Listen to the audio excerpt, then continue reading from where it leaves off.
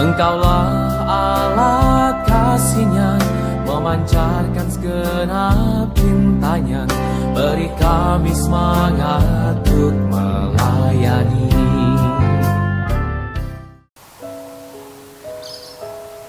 Saudara-saudari yang terkasih, dimanapun Anda berada, jangan lupa terus bersyukur, bersukacita, dan terus menjaga kesehatan.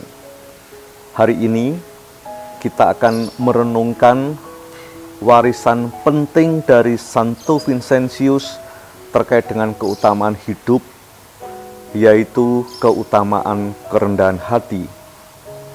Santo Vincentius dalam kata-kata indahnya sebagai jalan Vincentian mengatakan kepada kita, bila Allah melakukan karya besar melalui kita, janganlah menyombongkan diri maupun merasa berpuas diri, malah sebaliknya, kita harus semakin merendahkan diri dan memandang diri sebagai alat hina yang berkenan dipergunakan oleh Allah.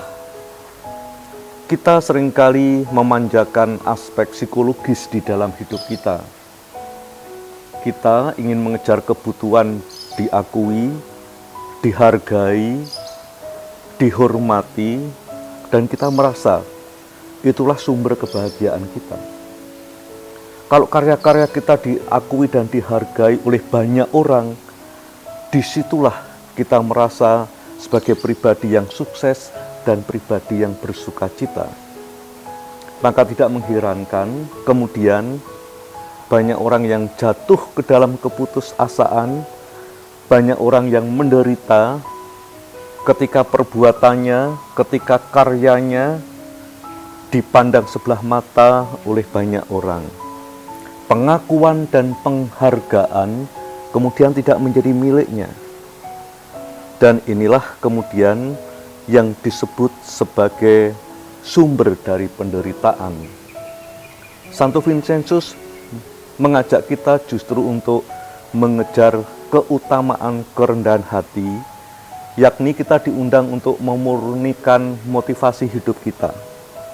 Segala apa yang kita lakukan, segala apa yang kita perbuat, dan bahkan karya-karya dan prestasi kita bukanlah melulu murni dari hasil jerih payah kita, tapi terutama adalah buah dari anugerah dan karya Tuhan. Kita diundang untuk tidak mengandalkan kekuatan dari diri kita sendiri, tetapi mengandalkan kekuatan dari Tuhan. Di sanalah sumber pertama kita diundang untuk beres terhadap diri kita sendiri. Bacaan renungan pagi hari ini indah dalam kalender liturgi dari kitab Yeremia bab 17 ayat 5 sampai dengan 10. Saya akan membacakan. Beginilah firman Tuhan, terkutuklah orang yang mengandalkan manusia, yang mengandalkan kekuatan sendiri, dan yang hatinya menjauh dari Tuhan. Ia seperti semak bulus di padang belantara. Ia tidak akan mengalami datangnya hari baik. Ia akan tinggal di tanah gersang, di padang gurun, di padang asin yang tidak berpenduduk.